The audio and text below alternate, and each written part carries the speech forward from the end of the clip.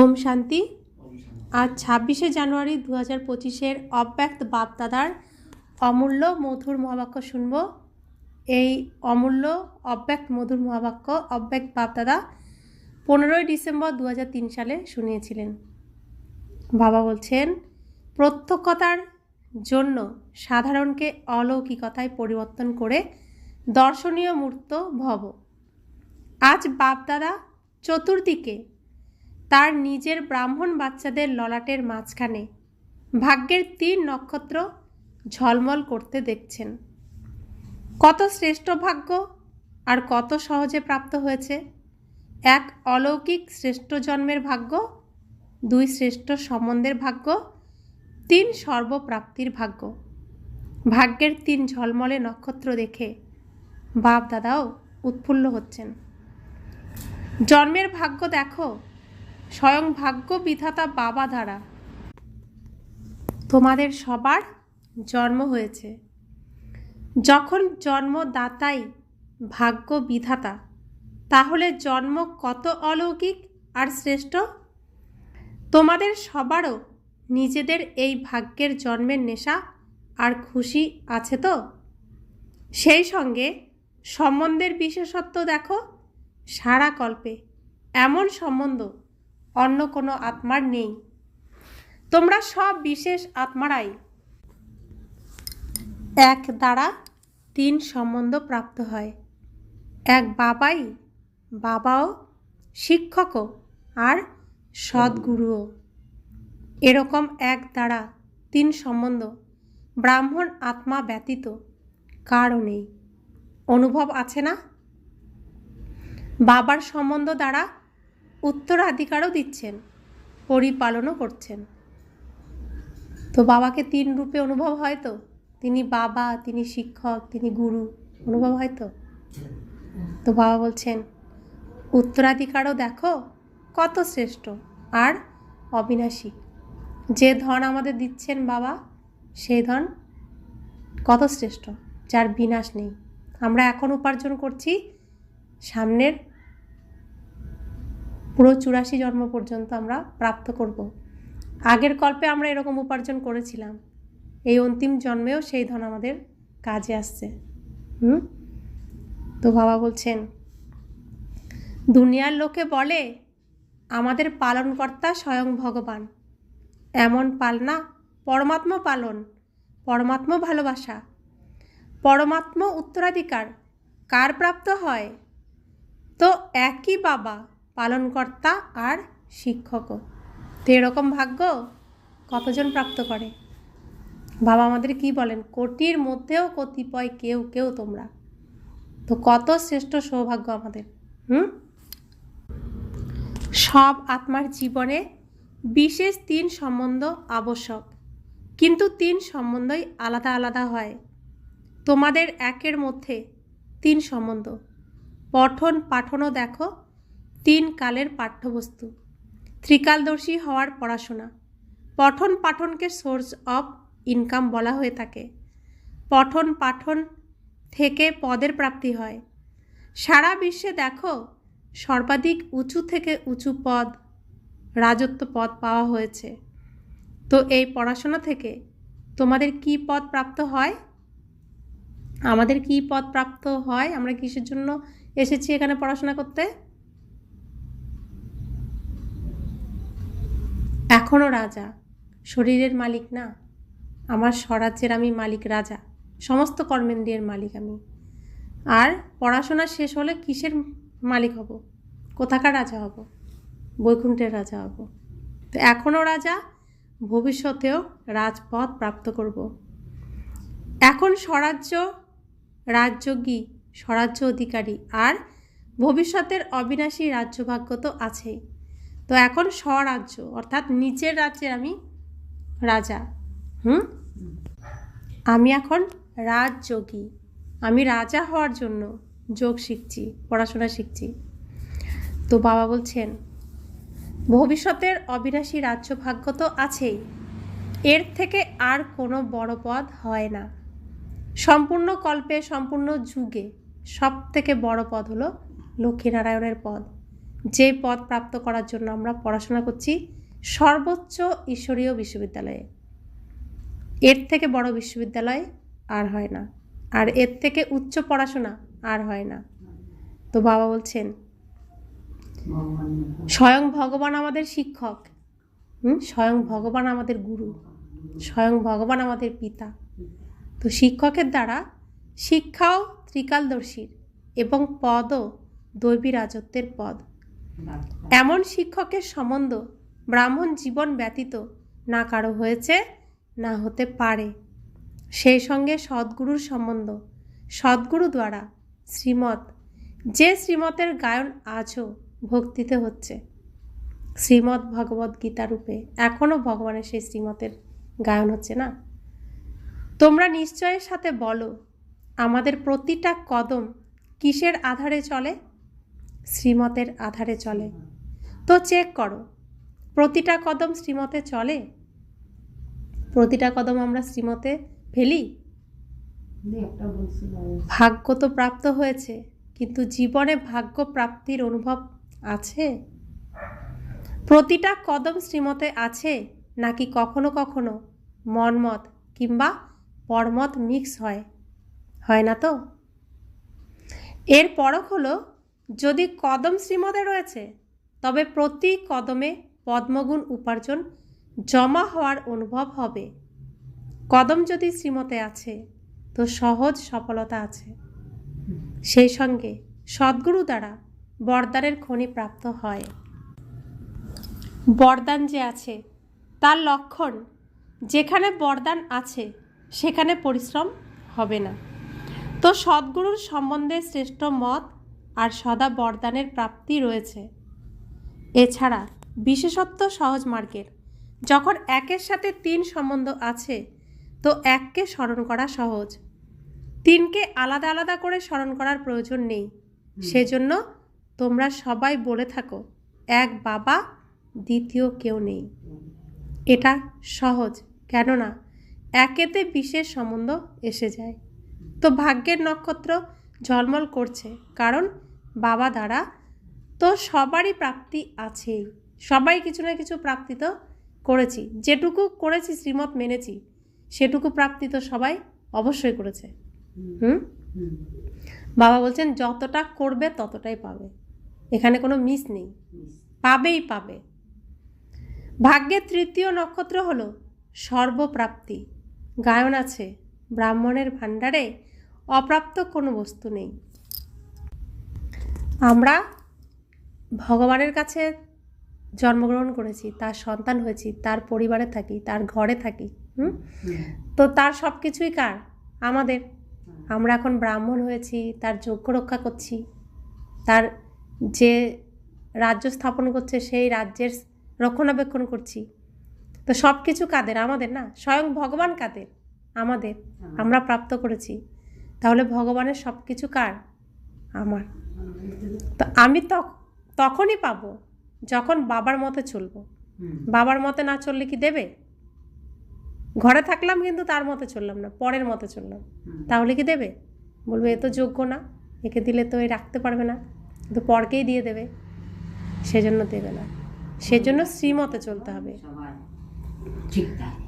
তো বাবা বলছেন স্মরণ করো নিজেদের ভাণ্ডার। এমন ভাণ্ডার কিংবা সর্বপ্রাপ্তি অন্য কারো দ্বারা হতে পারে? আর কারোর দ্বারা কি এত প্রাপ্তি, এত ভাণ্ডার প্রাপ্ত হয়? কেউ দেবে? বাবা সব কিছু দিয়ে দিয়েছেন আমাদেরকে, এমন করে কেউ দেবে? কেউ দেবে না।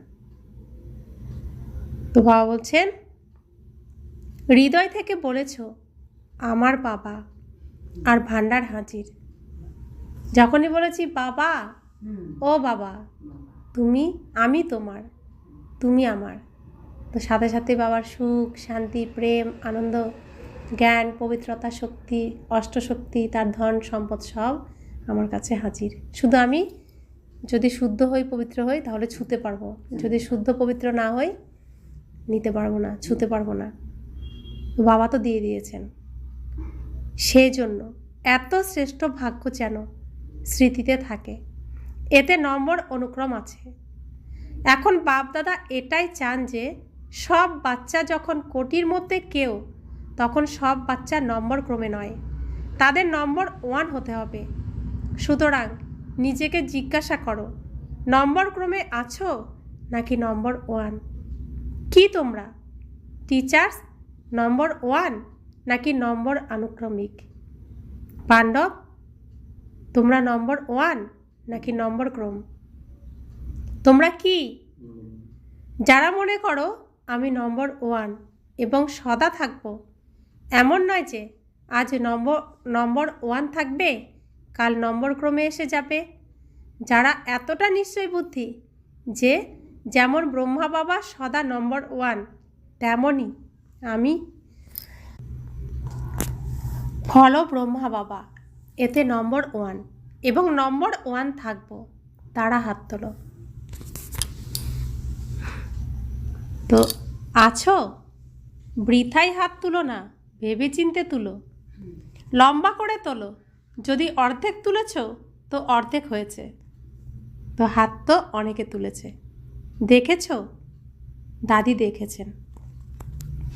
তাহলে ব্রহ্মা বাবা কি করতেন? সব কিছু শিব বাবাকে জিজ্ঞেস করতেন, সংকল্প যা আসতো বাবাকে বলতেন, অন্য কাউকে বলতেন না। বাবাকে বলতেন যে বাবা এটা করলে কেমন হবে, বলো তুমি, এটা সফল হবে তো, এটা করা ভালো তো? তো বাবা টাচিং করায়, প্ল্যানিং করলো, সাথে সাথে সেটা সফলও করলো। তা আমরা কি তা করি? সব কিছু বাবাকে জিজ্ঞেস করে করে করি? তো বাবা বলছেন এখন তাদের থেকে হিসেব নাও, যারা নম্বর 1 তাদের থেকে জনক হিসেব নাও। দাদি জানকীকে বাবা বলছেন হিসাব নাও। ডবল ফরেনার্স হাত তুলেছে, হাত তোলো, নম্বর 1 তোমরা। হাত তুলেছ তো বাপ দাদার হৃদয় খুশি করে দিয়েছ, অভিনন্দন। আচ্ছা, হাত তুলেছ এর অর্থ হলো যে তোমাদের নিজের মধ্যে সাহস আছে, আর সাহস আছে তো বাপ দাদাও সহায় আছেনি। কিন্তু এখন বাপ দাদা কি চান? তো আমরা সাহস করে 1 কদম বাড়িয়েছি, আর বাবা 1000 কদম নিয়ে আমাকে কোলে তুলে নিয়ে চলে এসেছেন না এখানে, তাই তো আমি চলতে পারছি। যদি বাবা, শিব বাবা, ব্রহ্মা বাবা আমাকে শক্তি না দিতেন, আমাকে আগলে না রাখতেন, তাহলে আমি কি চলতে পারতাম? না। এটা তো স্রোতের অনুকূলে, স্রোতের দিকে তো আমি যাচ্ছি না, স্রোতের উল্টো দিকে যাচ্ছি না। তো শক্তির কত প্রয়োজন। দেখবেন জলে স্রোতের যেদিকে জল বয়ে যাচ্ছে সেদিকে নৌকা খুব ভালোভাবে চালানো যায়, সাঁতার খুব ভালোভাবে কাটা যায়, কিন্তু উল্টো দিকে যায়, কত শক্তি লাগে না? তা আমরা তো সেটাই করছি না? তাহলে সেখানে আমার শক্তিতে কি পারছি? স্বয়ং শিব বাবা আর ব্রহ্মা বাবা দুজনে মিলে শক্তি দিচ্ছেন। কালকে বললেন না বাবা যে ডবল ইঞ্জিন প্রাপ্ত হয়েছে, তো তাদের শক্তির দ্বারাই আমরা এই পথে এগিয়ে যেতে পারছি। প্রত্যেককে বাবা শক্তি দেন। তো যে সাহস দেখিয়েছে তার সঙ্গে বাবা দাদা দুজনেই আছেন, পিছনে একদম খুঁটি হয়ে দাঁড়িয়ে রয়েছেন। তো বাপ দাদা এখন কি চাইছেন? তোমরা নম্বর 1 হও। এ তো খুশির ব্যাপার, কিন্তু বাবা বলবেন কি নাকি কিন্তু নেই? বাপ দাদার কাছে কিন্তু রয়েছে। বাপ দাদা দেখেছেন যে মনে সমাহিত হয়ে আছে, কিন্তু মন পর্যন্ত আছে, মুখ আর আচরণ পর্যন্ত নেই। এখন বাপ দাদা নম্বর 1 স্টেজ আচার আচরণে এবং মুখমণ্ডলে দেখতে চান। এখন সময় অনুসারে যাদেরকে নম্বর 1 বলা হবে তাদের আচরণে দর্শনীয় মূর্তি দেখা যাওয়া উচিত।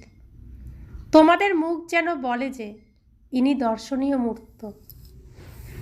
আমাদের মুখ যেন দেখে সবাই বলে যে এদের মুখ নিশ্চিন্ত, হাসি খুশি, সবসময় ফুলের মতো, ঠিক যেন দেবীর মতো। তোমাদের জড়চিত্র যেন অন্তিম জন্ম পর্যন্ত, অন্তিম সময় পর্যন্ত দর্শনীয় মূর্ত অনুভূত হয়। তো চৈতন্যতেও যেমন ব্রহ্মা বাবাকে দেখেছ, সাকার স্বরূপে ফরিস্তা তো পরে হয়েছেন, কিন্তু সাকার স্বরূপে থাকাকালীন তোমরা সবাই কি দেখতে পেতে? সাধারণ রূপ দেখা যেত। অন্তিম 84তম জন্ম, পুরানো জন্ম, 60 বছরের আয়ুর পরেও আদি থেকে অন্ত পর্যন্ত দর্শনীয় মূর্ত অনুভব করেছ না? তো ব্রহ্মা বাবা পুরো ফরিস্তার মতো চলতেন, অলৌকিকতা তার মধ্যে ছিল। তো বাবা বলছেন সেরকম হয়ে যাও। সাকার রূপে করেছ তো? ঠিক এই রকম যারা নম্বর 1 হওয়ার জন্য হাত উঠিয়েছে, টিভিতে দেখিয়েছ, তাই না? তো বাপ দাদার কাছে টিভি আছে, ওখানে রেকর্ডিং হয়ে রয়েছে, কে কি করছি সব কিছু তিনি দেখেন খুলে খুলে, কে কি করছি, ওখানে ফাঁকি দেওয়ার জায়গা নেই। তো বাবা বলছেন যে তোমরা টিভিতে দেখিয়েছ। বাপ দাদা তাদের ফাইল দেখবেন। ফাইল ফাইল ফাইল তো আছে না বাপ দাদার কাছে? কত ফাইল রয়েছে, আমাদের সব কিছুর ফাইল রয়েছে তার কাছে। তো এখন থেকে তোমাদের প্রতিটা আচরণ থেকে অনুভব হওয়া উচিত, হতে পারে সেটা সাধারণ কর্ম, অথবা তোমরা যে কোনো কাজই করো না কেন, বিজনেস করো বা ডাক্তারি করো অথবা ওকালতি করো, যা কিছুই করো, কিন্তু যে স্থানে তোমরা সম্বন্ধ সম্পর্কে আসো, সেখানে তোমাদের আচার আচরণ থেকে তাদের এটা অনুভব হওয়া দরকার যে এরা স্বতন্ত্র এবং অলৌকিক। আমাদের সম্বন্ধ সম্পর্কে যারা রয়েছে তারা যেন অনুভব করে যে এরা অন্য জগতের, এরা কত শ্রেষ্ঠ উচ্চ, এরা কত অলৌকিক, ভগবানের কাছে এরা পড়াশোনা করে। তো বাবা বলছেন নাকি তারা ভাবে সাধারণ, এরকম তো লৌকিকেও হয়। এটা কাজের বিশেষত্ব নয়, বরং প্র্যাকটিক্যাল লাইফের বিশেষত্ব। খুব ভালো বিজনেস, খুব ভালো ওকালতি করে, খুব ভালো ডিরেক্টর, এরকম তো অনেক আছে। একটা বুক বের হয় যাতে বিশেষ আত্মাদের নাম থাকে, কত সংখ্যকের নাম আসে? অনেক থাকে। এই বিশেষত্ব দেখিয়েছে, এই বিশেষত্ব দেখিয়েছে, তার নাম উল্লেখিত হয়েছে। তো তোমরা যারা হাত উঠিয়েছ, ওঠানো তো সবারই উচিত, কিন্তু যারা উঠিয়েছ সবাইকে ওঠাতেই হবে। তো তোমাদের প্র্যাকটিক্যাল আচরণে তারা যেন চেঞ্জ দেখে। এই আওয়াজ এখনও বের হয়নি, হতে পারে ইন্ডাস্ট্রিতে বা যে কোনো কোথাও কাজ করো না কেন, প্রত্যেক আত্মা যেন বলে যে ইনি সাধারণ কর্ম করার সময়তেও দর্শনীয় মূর্ত। এমন হতে পারে? হতে পারে, হ্যাঁ কি না? যারা সামনে আছো তারা বলো, হতে পারে? রেজাল্টে এটা কম শোনা যাচ্ছে, সাধারণ ভাব বেশি দেখা যাচ্ছে। হ্যাঁ, যখন কখনো কোনো বিশেষ কার্য করো, বিশেষ অ্যাটেনশন রাখো, তখন তো তোমাদের ঠিক প্রতীয়মান হয়। যতই হোক, বাবার প্রতি তোমাদের ভালোবাসা রয়েছে। বাবার জন্য ভালোবাসা আছে কত পার্সেন্ট? কত পার্সেন্ট? টিচার্স হাত ওঠাও। অনেক টিচার এসেছে। এটা হতে পারে? নাকি তোমরা কখনো সাধারণ, কখনো বিশেষ? তোমরা যে কোনো কার্য করার কালে যে ভাষা নির্গত হয়, তোমাদের সেই ভাষাও অলৌকিক হওয়া উচিত। তো আমরা আগে যে কোনো কার্য করার সময় কি বলতাম? ক্লান্তি এসে যায়, দুর্বল হয়ে যায়, কাজ করতে ভালো লাগে না, এমন তো হয়। আগে হতো তো। তো বাবা বলছেন যে সাধারণ কার্য করার সময় কি ভাষা নির্গত হতো, আর এখন কি ভাষা নির্গত হয়? এখন সেই ভাষা অলৌকিক হওয়া উচিত। তো এখন আমরা কি করি? সেবা করি, আমরা আর কাজ করি না। কাজে ফাঁকি আসে, কিন্তু সেবাতে আনন্দ আসে। তো ভাষাও আমাদের কি পরিবর্তন করতে হবে না? অলৌকিক ভাষা করতে হবে। তো কোনো ভাষা সাধারণ ভাষা নয়। আমাদের সমস্ত ভাষা কি হবে? দৈবী, দেবী দেবতারা যেরকম বলে সেরকম, সাধারণ নয়। বুঝাইতে পারি না কারণে। এখন সব বাচ্চার মধ্যে বাপ দাদার এই শ্রেষ্ঠ আশা পুনরায় বাবার প্রত্যক্ষতা হবে। তো আগে যখন 14 বছরের ভাতটি হয়েছিল সেই সময় দাদিরা চলে যেতেন সূক্ষ্মবতনে। তারা সূক্ষ্মবতনে গিয়ে বৈকুণ্ঠে যেতেন, কৃষ্ণের সাথে রাস করতেন। তাদের মধ্যে অলৌকিকতা ছিল। অনেকেই এসে তাদের দেখলে কি হতো, সাক্ষাৎকার করে ফেলতো। বাবার সাক্ষাৎকার হয়ে যেত। তো সেই পাঠ আবার হবে এখন, যেটা শুরুতে ছিল সেটা শেষেও হবে। তো এই প্রত্যক্ষতা কে করাবে? বাবা আমাদের করাতে হবে। এখন সেই দাদিদের মতো দাদিরা কি করত, দাদিরা হাঁটছে তো আত্মা হাঁটছে, মনে মনে তাদের স্থিতি ছিল আমি আত্মা হাঁটছি, আমি আত্মা বসেছি, আমি আত্মা মুরলি পড়ছি, আমি আত্মা এই সেবা করছি। সবসময় আত্মা করছে, আমি না, আত্মা করছি, শরীর করছে না। সবসময় মনে থাকতোই যে আত্মা করছি। সবকিছু বাবার নিয়ে দিই। তো সেই জন্য কি হতো, তারা একাগ্র চিত্তে নিজের এই সিংহাসনে বসতে পারত আত্মিক স্থিতিতে। আর আত্মিক স্থিতিতে কোনো কর্ম করলে সেইখানে কোনো ক্লান্তি আসে না। আত্মিক স্থিতিতে থাকলে খিদে হয় না, খিদে লাগে না। আত্মিক স্থিতিতে থাকলে ঘুম আসে না। আত্মার ঘুমানোর প্রয়োজন আছে, শরীরের ঘুমানোর প্রয়োজন আছে, আত্মার কি প্রয়োজন আছে? ঘুমও পায় না কিন্তু। তা আমি যখন আত্মা, তখন আমার ঘুম নেই কি ঘুমের ঘাটতি এসব তো কোনো প্রশ্নই আসে না, কষ্ট লাগে না শরীরে কাজ করলে, তাই না? তো সেরকম আমাদের এখন আচরণ করতে হবে। আত্মার না খিদে লাগবে, আত্মার না ঘুম পাবে, না আত্মার শীত লাগবে, কোনো কিছুরই প্রভাব আসবে না, তাই না? যখন আমি শরীর, শীত লাগছে মানে আমি শরীর, আমার ক্লান্তি আসছে অর্থাৎ আমি শরীর, আমার ঘুম পাচ্ছে অর্থাৎ আমি শরীর, তাই না? তো যত নিজেকে আত্মিক স্থিতিতে স্থির রাখতে পারবো তত এসবের থেকে মুক্ত হব আমরা। তো সামনে তো বিয়েগাড়ি পাঠ আসতে চলেছে, খাবার দাবার পাওয়া যাবে না। কতদিনের জন্য গুছিয়ে রাখবে? তখন বাবা বলছে না আমি ডাল রুটি খাওয়াবো। কাদেরকে খাওয়াবে, কিভাবে খাওয়াবে? যারা বাবার বাচ্চা হলো তারা খাবে। যারা আত্মিক স্থিতিতে থাকবে তাদের তো সমানে সমানে সম্পর্ক হয় না। আমি আত্মা, তো পরমাত্মা আমাকে নিয়ে যেতে পারবে। আমি দেহকে কি নিতে পারবে? পারবেন না তিনি নিতে। তাহলে আমি আত্মা এই স্থিতিতে থাকলে তবে তো তিনি নিয়ে গিয়ে খাইয়ে দেবেন। যদি আমি দেহের ভারে থাকি, দেহকে তো নিয়ে খাওয়াতে পারবেন না, তাই না? তো তিনি আত্মাকে নিয়ে যাবেন সূক্ষ্মবতনে। বাবা প্রত্যেক মূল্যতে বলেন অশরীরী ভব, নিজেকে অশরীরী করো, আত্মিক স্থিতিতে স্থিত হও, নিজেকে আত্মা নিশ্চয় করো। তোমাদের কর্ম, আচার আচরণ, মুখমণ্ডল আপনা থেকেই সফল করবে, ভাষণ দ্বারা সফল হবে না। ভাষণ তো কেবল একটা তীর লাগানো, প্রত্যক্ষতা হবে, কিন্তু তোমাদের কে বানিয়ে থাকেন তারা নিজেরা খুঁজবে, নিজেরা জিজ্ঞাসা করবে তোমাদের কে বানিয়েছেন, তোমরা এত খুশি কিভাবে থাকো। রচনা রচয়িতাকে প্রত্যক্ষ করায়।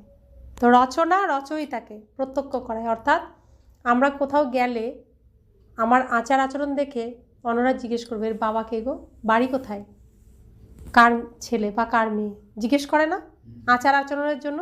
কেন? এই সুশিক্ষা কে দিয়েছে, তার ঠিকানা খোঁজে।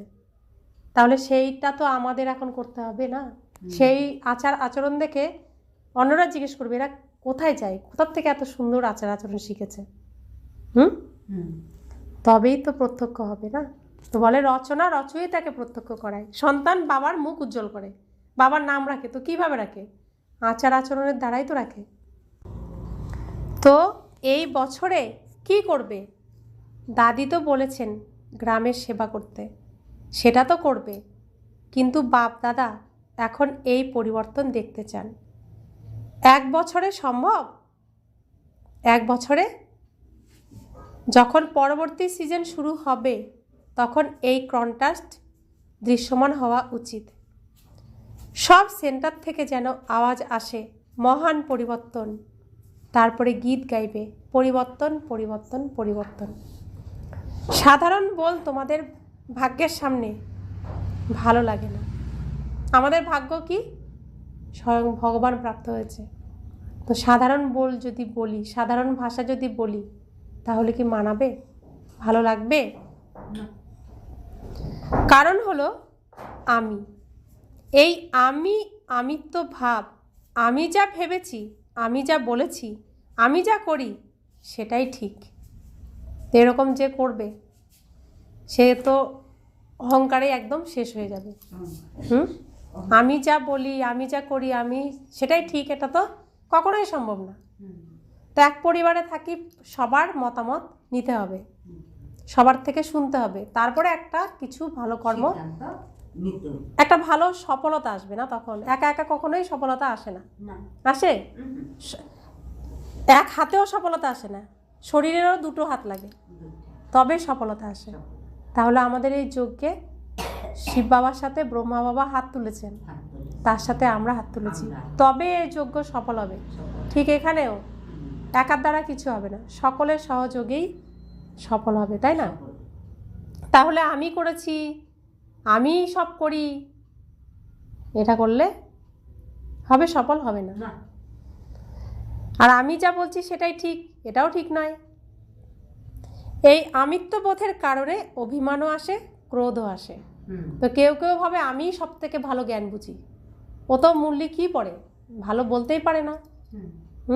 আমি সব থেকে ভালো জানি, ও বোঝাতে পারে না, ও কোর্স কি করায় তার থেকে আমি অনেক ভালো পারি, অনেকে ভাবে না। তো তাদের মধ্যে কি আসে? অহংকার চলে আসে, আর রাগ চলে আসে। অহংকারের থেকে রাগও চলে আসে, ক্রোধ চলে আসে। তো তারা তারপরে আর বাবার এই যজ্ঞে চলতে পারে না। দুটোই নিজের কাজ করে নেয়। বাবার প্রসাদ, আমি কোথা থেকে এসেছি? বাবার প্রসাদ, হ্যাঁ, আমি কোথা থেকে এসেছি? জ্ঞান প্রাপ্ত হলো না, আমি কোথা থেকে এসেছি? পরমধাম থেকে এসেছি। পরমধাম, পরমাত্মা আমার পিতা, সেখান থেকে আমি আত্মা এসেছি, অবতরিত হয়েছি এই ধরাধামে।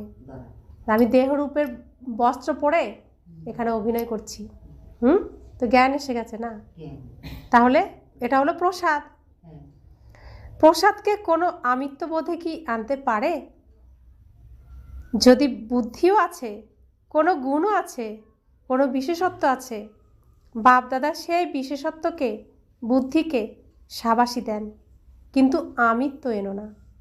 তো এক একজনের এক এক গুণ আছে না, সবাই তো একরকম হয় না। এক একজন এক একটা কাজে পারদর্শী হয়, এক একটা সেবাতে পারদর্শী হয়। কেউ কোর্স ভালো করাতে পারে, কেউ মূল্য ভালো চালাতে পারে, কেউ স্থূল সেবা ভালো দিতে পারে, বুদ্ধি চোখ খুলে যায়, এটা এইভাবে করলে ভালো হবে, বুদ্ধি দিতে পারে না, প্ল্যানিং করতে পারে। এক একজন এক এক রকম। তাহলে প্রত্যেকেরই বিশেষত্ব আছে না? তাহলে আমিত্ববোধ এটা আসাটা তো উচিত নয়। এই আমিত্ববোধকেই সমাপ্ত করো, আমিত্ববোধকে এনো না। সত্যিকারতে আসছি তো এই বাবার মতো, সত্যিকারই বাবার মতো। এটা সূক্ষ্ম আমিত্ববোধ। অলৌকিক জীবনে এই আমিত্ববোধ দর্শনীয় মূর্ত হতে দেয় না। তো দাদিরা কি মনে করছো, পরিবর্তন হতে পারে? 3 পাণ্ডব, নির্বের ভাই, রমেশ ভাই, ব্রিজমোহন ভাই, বলো তোমরা 3 বিশেষ তো? তোমরা 3 বলো, হতে পারে? হতে পারে? আচ্ছা, এখন এর কমান্ডার হও, অন্য কোনো কিছুতে কমান্ডার হও না, পরিবর্তনে কমান্ডার হও। মধুবনের তোমরা হবে? তোমরা মধুবনের যারা, হাত তোলো। আচ্ছা, হবে তোমরা? যারা বম্বের তারা হাত তোলো। যোগিনীও বসে আছে, যোগিনী বোন পালির, বোম্বের পালির, তোমরা হবে? যদি হবে তো হাত নাড়াও। আচ্ছা, দিল্লির তোমরা হাত তোলো। তো দিল্লির তোমরা করবে? টিচার্স বলো, দেখো সব মাসে বাপ দাদা রিপোর্ট নেবে, সাহস আছে তো? রিপোর্ট এই যে চার্ট দিয়ে দিয়েছি না প্রত্যেককে, তো সব মাসে নেবেন, অভিনন্দনের জন্য। বাবা আচ্ছা, আমার বাচ্চা তোমরা যারা ইন্দোরের তারা হাত উঠাও, ইন্দোরের টিচার্স হাত উঠাও। তো টিচার্স তোমরা করবে, ইন্দোর করবে, হাত নাড়াও। সব হাত নড়েনি। করবে, করাবে। দাদিরা দেখো, তারা টিভিতে দেখছেন। গুজরাট হাত উঠাও। গুজরাট করবে। হাত নাড়ানো তো সহজ, এখন মনকে নাড়া দিতে হবে। কেন তোমাদের করুণা হয় না এত দুঃখ দেখে? তোমরা না ভগবানের সন্তান, দুঃখ হর্তা, সুখকর্তা, দয়াময়ী। তাহলে তোমাদের কি দুঃখ হয় না? অন্যের দুঃখ দেখে করুণা হয় না? এখন যদি পরিবর্তন হয় তবে ভালো। সুতরাং এখন প্রত্যক্ষতার প্ল্যান হলো প্র্যাকটিক্যাল জীবন। প্রত্যক্ষতা কার দ্বারা হবে? আমাদের প্র্যাকটিক্যাল জীবন। প্রত্যেক দিনের জীবন দেখেই পরিবর্তন হবে, তা না হলে পরিবর্তন হবে না। বাকি তোমরা তো প্রোগ্রাম করেই থাকো, তো এত বিজি থাকার জন্য খুব ভালো, কিন্তু প্রত্যক্ষতা হবে তোমাদের আচার আচরণ দ্বারা। আর কোনো জন বাকি থেকে গেছে? ইউপির যারা হাত তোলো, ইউপি কম আছে। আচ্ছা, ইউপি করবে? মহারাষ্ট্রের তোমরা হাত তোলো, লম্বা করে ওঠাও। আচ্ছা, মহারাষ্ট্র করবে, অভিনন্দন। রাজস্থান তোলো, টিচার্স হাত নাড়াও। কর্ণাটক হাত তোলো। আচ্ছা, কর্ণাটক করবে তোমরা। অন্ধ্রপ্রদেশ হাত তোলো। ঠিক আছে, এটা চিট চ্যাট করা হয়েছে। ডবল বিদেশি হাত তোলো। জয়ন্তী কোথায়? করবে ডবল বিদেশি? জয়ন্তী দাদি বিদেশে সেবা দিতেন, এই জন্য বলছেন যে বিদেশিরা করবে, জয়ন্তী দাদিকে দায়িত্ব দিচ্ছেন। এখন দেখো সবার মধ্যে কোথায় আছে। সবাই খুব ভালো সাহস দেখিয়েছে, এর জন্য পদমগুণ অভিনন্দন। যারা বাইরেও শুনছে, নিজের দেশেও শুনছে, তারাও হাত উঠাচ্ছে। আমরাও হাত তুললাম না? বাস্তবে দেখো, যারা শ্রেষ্ঠ আত্মা তাদের প্রতিটা বচনকে সত্য বচন বলা হয়ে থাকে। বলা হয়ে থাকে তো না, সত্য বচন মহারাজ, সত্য বচন মহারাজ বলা হয়ে থাকে না? তো কাদের কথা বলা হয়? আমরা বাচ্চারাই সেই বাচ্চা। তোমরা তো মহান মহারাজা। তোমাদের সবার বচন যারাই শুনবে তারা যেন হৃদয়ে অনুভব করে সত্য বচন। তোমাদের মনে অনেক কিছু ভরে রয়েছে। বাপ দাদার কাছে তোমাদের মনকে দেখার টিভিও আছে। এখানে এই টিভি তো বাইরের মুখাবয়ব দেখায়, তাই না? কিন্তু বাপ দাদার কাছে প্রত্যেকের মনের সব সময়ের গতির যন্ত্র আছে। তো মনে অনেক কিছু দেখা যায়। যখন বাবা মনের টিভি দেখেন তো তিনি খুশি হয়ে যান। অনেক ভান্ডার আছে, অনেক শক্তি আছে, কিন্তু কর্মে যথাশক্তি হয়ে যায়। তো সবার মধ্যে অনেক শক্তি, অনেক ভান্ডার আছে, রোজই তো ভরছি না। কিন্তু যখন রাবণ কোনো বিঘ্ন আনে তো সেই শক্তিকে কাজে লাগানোর সেই বুদ্ধিটাই থাকে না, কাজে লাগাতে আমরা পারি না। সঠিক সময়ে সঠিক কোন শক্তি কাজে লাগাবো সেটাই আমরা বুঝে উঠতে পারি না। তো বাবা বলছেন এখন কর্ম পর্যন্ত নিয়ে এসো, বাণী পর্যন্ত আনো, মুখ পর্যন্ত আনো, আচরণে নিয়ে এসো। তখন সবাই বলবে তোমাদের যে একটা গীত আছে না, শক্তি এসে গেছে, সব শিবের শক্তি। তোমরা পাণ্ডব শক্তি, পুনরায় শক্তিসমূহ শিব বাবাকে প্রত্যক্ষ করাবে। এখন ছোট ছোট খেলাধুলা বন্ধ করো, আর খেলাধুলা করতে হবে না, বন্ধ করো। অনেক খেলেছো, সত্যযুগ থেকে কলিযুগ পর্যন্ত অনেক খেলেছো, এখনও খেলাধুলা বন্ধ করো। এবার এখন বানপ্রস্থ স্থিতিকে ইমার্জ করো। তো এই সময় বাপ দাদার আশা পূরণকারী সব বাচ্চাকে বাপ দাদা আশার নক্ষত্র রূপে দেখছেন। কোনো পরিস্থিতি যদি আসে তবে এই স্লোগান স্মরণে রেখো, পরিবর্তন পরিবর্তন পরিবর্তন। এখন মহা পরিবর্তন শুরু হয়েছে। বাপ দাদা আজকের বলের একটা শব্দ ভুলে যেও না। সেটা কোনটা? পরিবর্তন। আমাকে বদলাতে হবে। অন্যকে পরিবর্তন করে নিজেকে পরিবর্তন করো না, নিজে পরিবর্তন হয়ে অন্যকে পরিবর্তন করতে হবে। অন্যের যদি বদলায় তবে আমি বদলাবো না, আমাকে নিমিত্ত হতে হবে, আমাকে হে অর্জুন হতে হবে, তবে ব্রহ্মা বাবা সমান নম্বর 1 নিতে পারবে। পিছনে যারা হাত তোলো, যারা পিছনে বসে আছো তাদেরকে বাপ দাদা প্রথম নম্বরে স্মরণে স্নেহ সুমন দিচ্ছেন। আচ্ছা, চতুর্দিকের অনেক অনেক অনেক ভাগ্যবান আত্মাদের সমগ্র বিশ্বের মাঝখানে কোটির মধ্যে কিছুর মধ্যেও কিছু বিশেষ আত্মাকে সদা নিজের আচরণ এবং মুখের দ্বারা বাপদাদাকে প্রত্যক্ষ করায় এমন বিশেষ বাচ্চাদের সদা সহযোগ এবং স্নেহের বন্ধনে থাকা শ্রেষ্ঠ আত্মাদের সদা ব্রহ্মা বাবা সমান যারা সব কর্মে অলৌকিক কর্ম করে এমন অলৌকিক আত্মাদের বাপ দাদা স্মরণের স্নেহ সুমন আর নমস্কার। तो हम रूहानी बच्चों की रूहानी माता पिता बाप दादा को याद प्यार गुड मॉर्निंग और नमस्ते नमस्ते नमस्ते। शुक्रिया बाबा, शुक्रिया बाबा, शुक्रिया। हाँ, हम रूहानी बच्चों की भी पदम गुना याद प्यार बाप दादा को। উইংসের সেবার প্রতি বাপ দাদার প্রেরণা, এটা ভালো।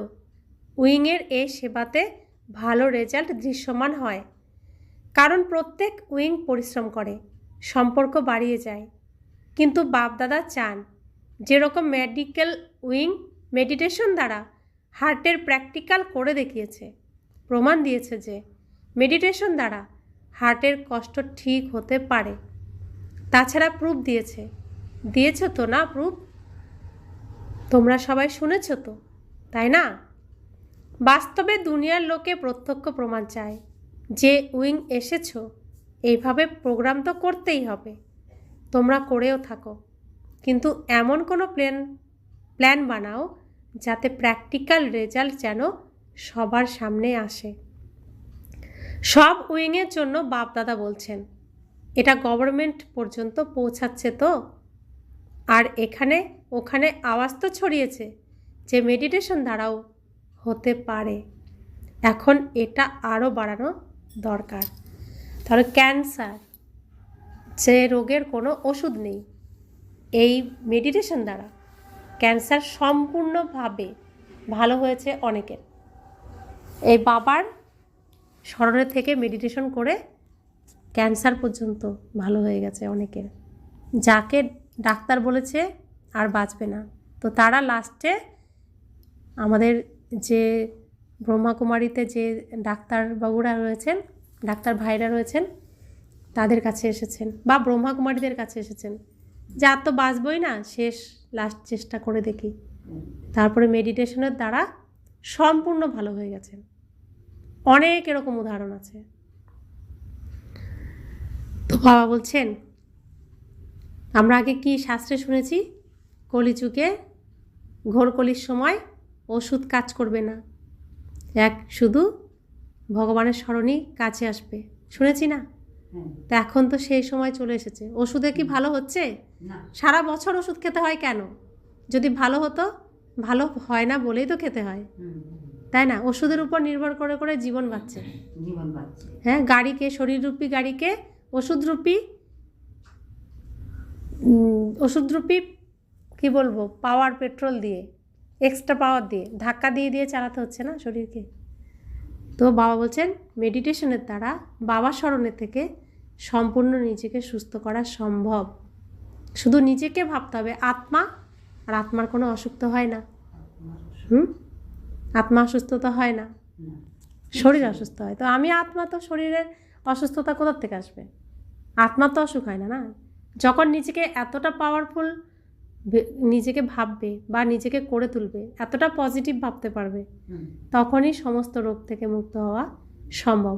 আর এটা বাবাকে স্মরণ করলে সম্ভব। সুন্দর কথা। তো বাবা বলছেন তাহলে সবার অ্যাটেনশন মেডিটেশনের দিকে হোক, আধ্যাত্মিকতার দিকে হোক, বুঝেছ? বরদান। সাইলেন্সের শক্তির দ্বারা বিশেষ প্রত্যক্ষতার কাড়া নাগাড়া বাজিয়ে শান্ত স্বরূপ ভব। কিসের দ্বারা? সাইলেন্স। মুখের আওয়াজ নয়, মনের আওয়াজ। মন থেকে। আমি যখন আত্মা, তখন মন থেকে যখন বলছি আত্মা ভাইদেরকে, সব আত্মা ভাইরা শুনবে এবং শুনেছে বা শোনে, সেটা আমাদের সামনেই প্রমাণিত। তাহলে আমাকে কি হতে হবে? শান্ত স্বরূপ, সম্পূর্ণ সাইলেন্স, সম্পূর্ণ চুপ। পরমধাম এখানেই আনতে হবে, একদম সম্পূর্ণ সাইলেন্স। গাওয়া হয়েছে, সায়েন্সের উপরে সাইলেন্সের জিত, বাণীর নয়। সময় এবং সম্পূর্ণতা যত নিকটে আসতে থাকবে, তত আওয়াজে অধিক আসার জন্য অটোমেটিক্যালি বৈরাগ্য আসতে থাকবে। বৈরাগ্য চাইলেও অভ্যাস যেমন তোমাদের আওয়াজে নিয়ে আসে, তেমনই আওয়াজের ঊর্ধ্বে হয়ে যাবে। প্রোগ্রাম বানিয়ে তোমরা আওয়াজে আসবে। যখন এই চেঞ্জ দেখা যাবে, তখন বুঝবে এবারে বিজয়ের কাড়া নাকাড়া বাজবে। এই জন্য যতটা সময় পাবে শান্ত স্থিতিতে থাকার অভ্যাসী হও।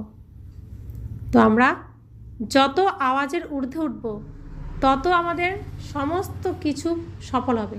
যা ভাববো তাই সফল হবে। তো যত মুখে বেশি বলবো, তত আমাদের সফলতা কম হবে। যত মন থেকে বলবো, মুখে কম বলবো। তো মুখে বলা মানে কি? এনার্জি নষ্ট হয়ে যাওয়া। মুখ বন্ধ রাখা মানে এনার্জি, আমার শক্তি আমার ভিতরে জমে থাকা। তো শক্তি থাকলে সেই শক্তির দ্বারা, মনের যে শক্তি, সেই শক্তির দ্বারা সব কিছু সফল করা সম্ভব।